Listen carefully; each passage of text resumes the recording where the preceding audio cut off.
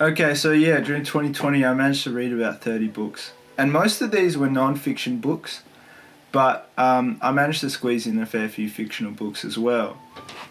Now, I think that studying an intense degree shouldn't be like a substitute for trying to expand your mind and really learn so many things that just aren't covered in school. And also, I'm a bit of a bookworm, I love reading. But also, like, if I think back at some of the biggest decisions I've made in my life, most of them have been because I read a specific book that just changed my perspective on life.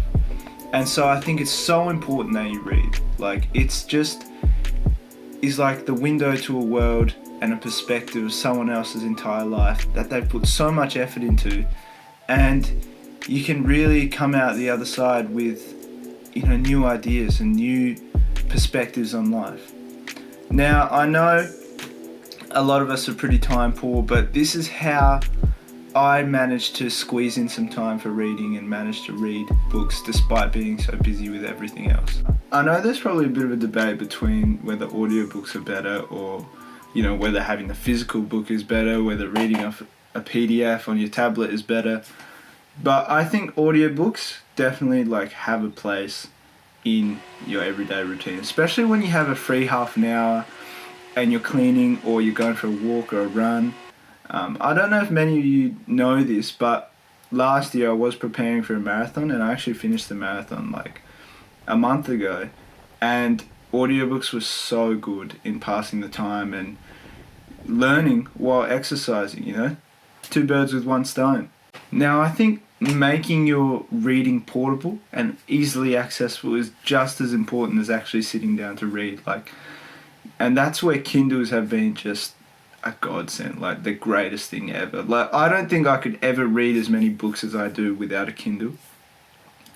And it's so good, you just take it on a car trip or something, and instead of looking at your phone and being like, alright, should I just scroll through Instagram one more time, you just, turn it on and read for a quick hour or half an hour or however long you have.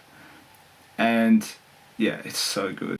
Now, for some non-fiction books, especially self-help books, I find there are some sections that I've read before or that I kind of understand already, and I would recommend just skim reading or just skipping some that you've heard about time and time again.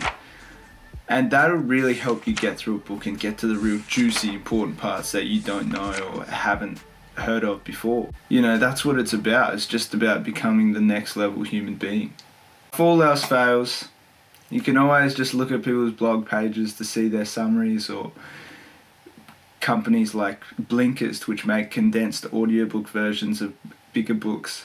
Now, the reason I put this as kind of a last resort and the last thing on my list is because I love reading and I don't want people to tell me what's important and what's not important, because everyone will find different things important in a book.